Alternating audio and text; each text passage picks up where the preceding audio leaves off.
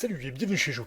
Aujourd'hui, je voudrais vous faire connaître un ami qui est vraiment calomnié à tout bout de champ, et alors qu'en réalité, il est juste là pour vous rendre service. J'ai nommé le terminal. Nous allons voir aujourd'hui qu'en vérité, il peut vous rendre service et qu'il n'est pas du tout aussi compliqué qu'on croit, mais vraiment pas.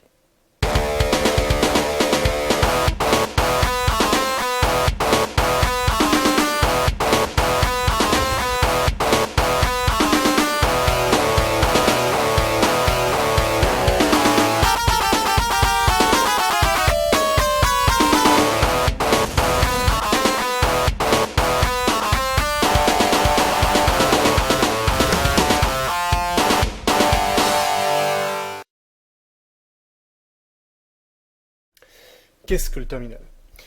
Pour beaucoup, simplement une boîte noire avec plein de trucs qui défilent dans tous les sens et ça leur donne mal à la tête, ça fait très peur. Concrètement, c'est juste des sorties de programme qui vous parlent, qui vous répondent. Quand vous leur posez des questions, ça n'a rien d'extraordinaire. Vous pouvez voir ça comme un échange de textos.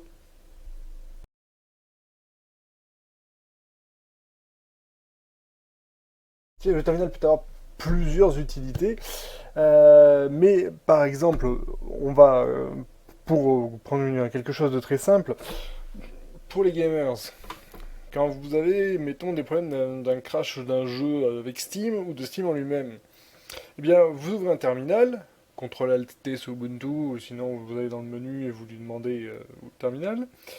Donc, enfin, si vous pouvez simplement lancer un programme directement en l'appelant par son nom. Par exemple, notre ami Steam.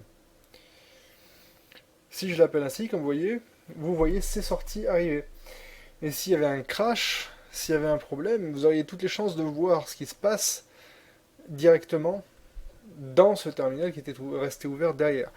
Le programme est lancé par le terminal. Par conséquent, si vous fermez le terminal, vous fermez le programme. Petite précision pour ceux que ça pourrait intéresser, si vous voulez pouvoir envoyer d'autres commandes derrière dans le terminal, vous pouvez lancer le programme avec un end à la fin.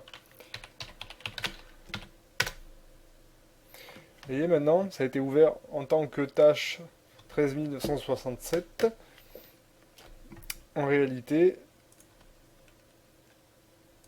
c'est démarré. Si je fais entrer, hop, je peux continuer à donner les commandes.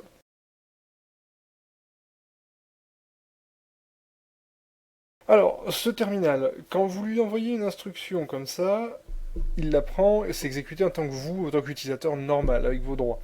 Si vous voulez maintenant l'exécuter en tant que root, c'est-à-dire qu'administrateur, c'est-à-dire celui qui a tous les droits, comme sur un... Vous savez, c'est la même chose avec Android. Les gens mettent super su pour pouvoir exécuter les programmes avec des instructions, enfin, en tant qu'administrateur. Alors, je vais dire sudo.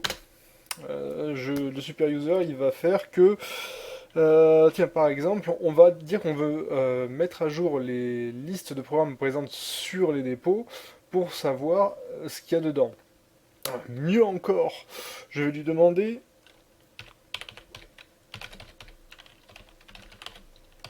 d'ajouter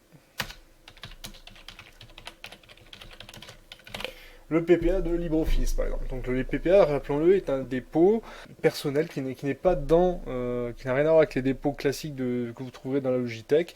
Donc ce sont des programmes vous allez avoir des versions plus récentes fournies directement par les équipes qui travaillent dessus.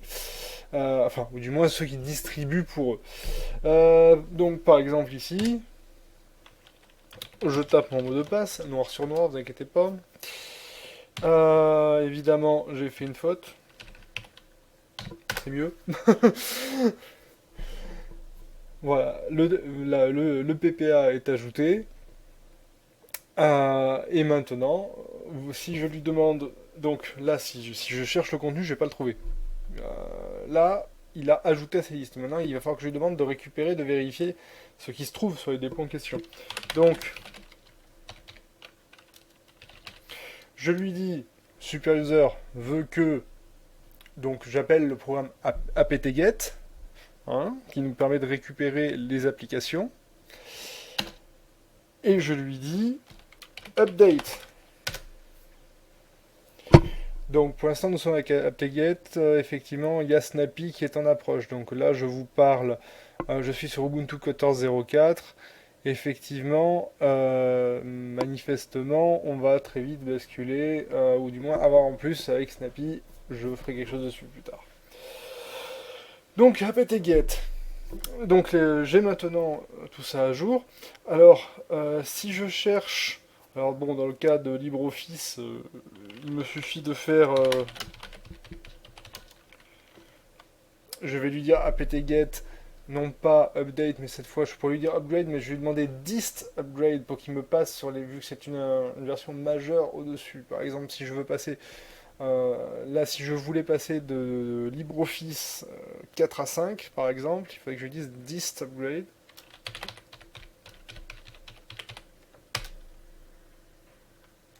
Dans mon cas, c'était déjà fait. Sinon, ça aurait proposé de le faire.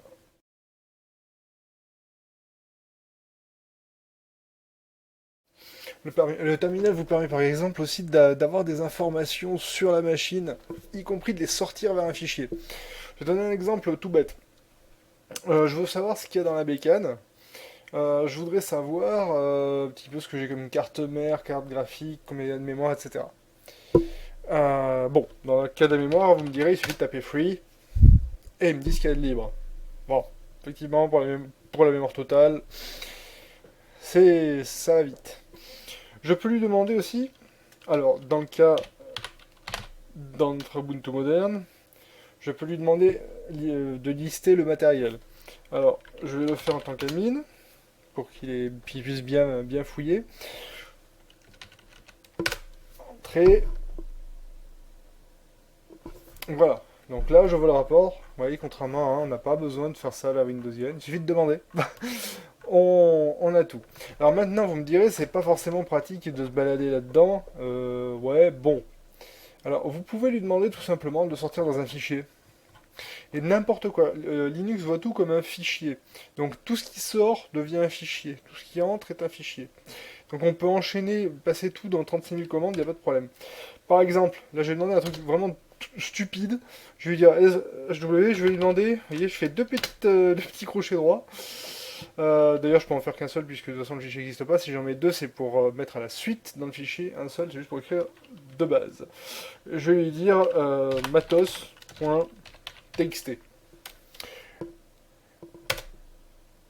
Et maintenant, voilà.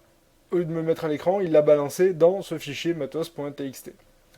Si je veux rajouter quelque chose dedans, je peux lui demander par exemple ls, on va dire USB, dans matos.txt, avec les deux évidemment, ça va rajouter à la suite. Maintenant, je vais lui demander gedit, qu'est-ce que je fais, top, matos.txt, et vous pouvez admirer la description détaillée de la machine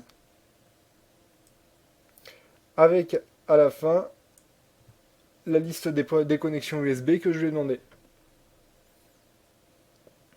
Très pratique pour se faire un état des lieux rapide. Oui, vous pouvez voir cette horreur. Hein. Ah, il y a un moment donné, j'avais un dual boot, donc il m'a fallu une partition d'échange accessible depuis les deux systèmes.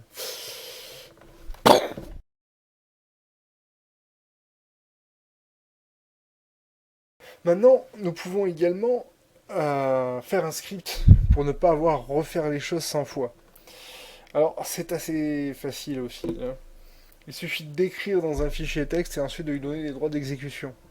C'est-à-dire, je dis des choses compliquées, enfin qui paraissent compliquées, mais elles ne le sont pas. Par exemple, je veux pouvoir automatiser le fait de faire ces deux actions que je viens de faire là. Je vais simplement faire un fichier. Donc je vais ouvrir Gedit en lui demandant d'ouvrir dans un fichier qui se trouverait là. Je vais lui dire non, même pas. Je vais même pas le faire ici, je vais le faire dans les documents. Comme ça me prend. C'est des do. Ah, je sais pas comment ça s'écrit.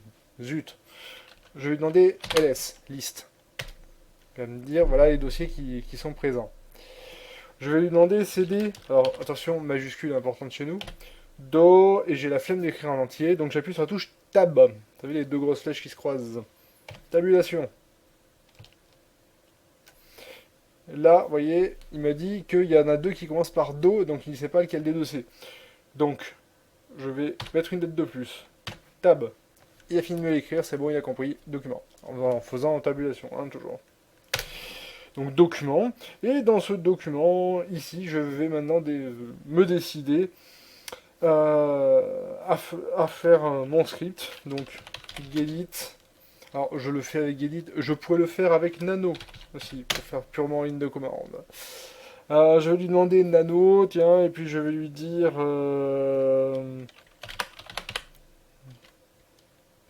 je vais l'appeler matos, tout court. Donc, là-dedans, je vais lui demander...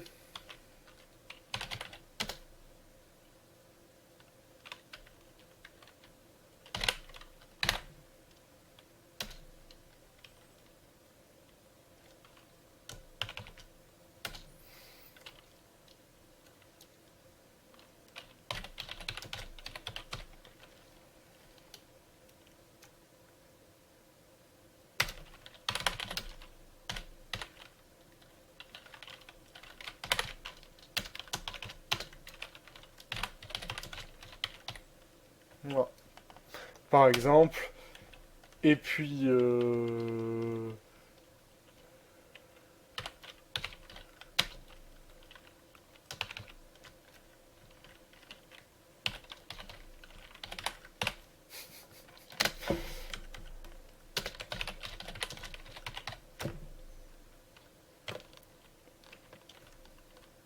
on va quitter, donc CTRL X. Je lui dis que oui, avec la touche O, hein, pour enregistrer les changements.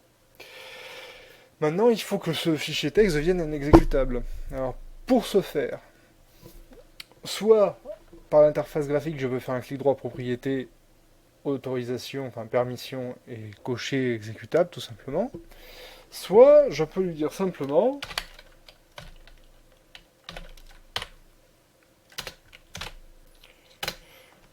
lui donner le droit d'exécuter. Oui, X est exécuter.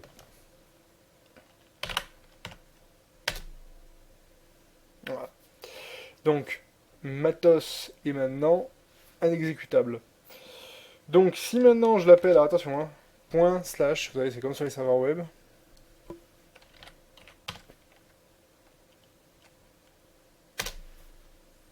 Hop, on exécute le contenu. Maintenant,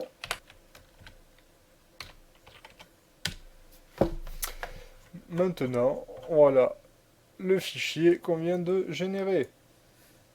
Avec le petit youpi à la fin. Pour la route. Et donc maintenant, cet exécutable peut être balancé de partout. Alors, si vous l'utilisez, si vous voulez l'exécuter depuis autre chose, ce script, que la ligne de commande, il vous faut aller donc dans les paramètres de votre navigateur de fichiers, donc de Nautilus, vous allez dans Édition, Préférences, et vous allez à Comportement. Vous lui demandez dans fichier texte exécutable, vous pouvez lui demander à chaque fois quoi faire. C'est-à-dire s'il doit l'ouvrir ou l'exécuter. Je vous conseille de lui demander, de lui dire de toujours vous demander. Comme ça, au moins, il n'y aura pas d'accident. Et comme ça, vous pourrez à l'avenir double-cliquer dessus, lui dire lancer dans un terminal, par exemple, et hop. Voilà. Le script s'exécute. Et ça ferme une fois qu'il est fini. Et on a notre petit fichier texte à côté. Alors il faut savoir qu'en ligne de commande, on peut aussi enchaîner les commandes. Si vous avez la flemme, vous voulez ajouter un PPR, vous voulez mettre à jour la liste et vous voulez que ça fasse le travail, vous n'êtes pas forcément obligé de faire un script, un truc comme ça. Vous pouvez d'ailleurs, vous pouvez très bien lui dire, vous avez deux méthodes.